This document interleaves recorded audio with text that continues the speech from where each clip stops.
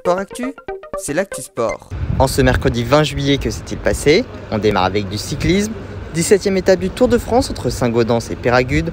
Seulement 129,7 km au programme, mais après 60 km de plat, le peloton a enchaîné les cols dans les 70 derniers. Tadej Pogačar s'est imposé, juste devant Jonas Vingegaard qui reste donc leader. Les deux hommes sont arrivés seuls. Brandon McNulty, coéquipier de Pogačar, est arrivé 3e. En revanche, son autre coéquipier Rafael Majka, qui l'accompagne dans l'école, n'a pas pris le départ ce matin en raison d'une blessure à la cuisse. Les autres leaders sont arrivés avec du retard. Geraint Thomas est 4e à 2 minutes 07 du duo.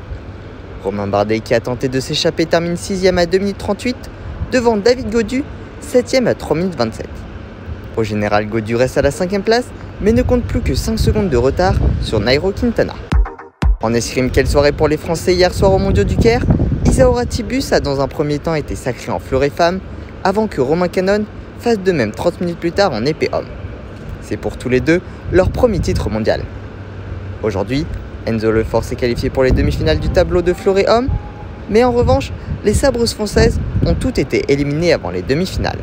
Il y avait également les compétitions par équipe, avec le sabre homme qui a remporté ses deux affrontements face à l'Arabie Saoudite et au Japon, et qui s'est donc qualifié pour les quarts de finale de demain, où ils affronteront la Corée. L'équipe de France féminine d'épée a fait de même et s'est imposée face aux Mexicaines et aux Hongroises. Elles affronteront demain l'Ukraine en quart de finale. En athlétisme, les mondiaux à Eugène, belle course de Wilfried Apio sur 400 mètres haies. Il s'est classé 4e avec un nouveau record personnel, à 3 centièmes seulement de la médaille de bronze.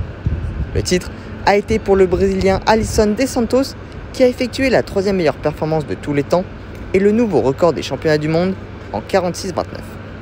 La grosse surprise de la nuit sinon, c'est la 2e place de Jakob Ingebrigtsen sur 1500 mètres.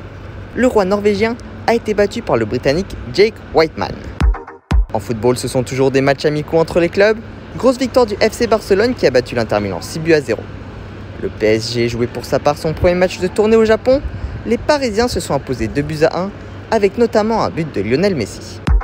En tennis, une pétition en ligne a été lancée afin de permettre à Novak Djokovic de participer à l'US Open.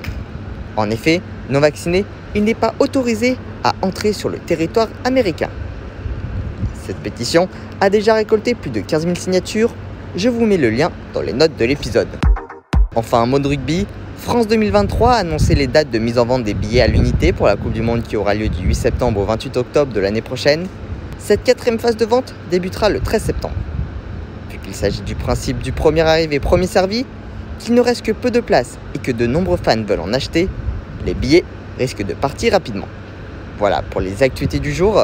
À demain dans Sport Actu.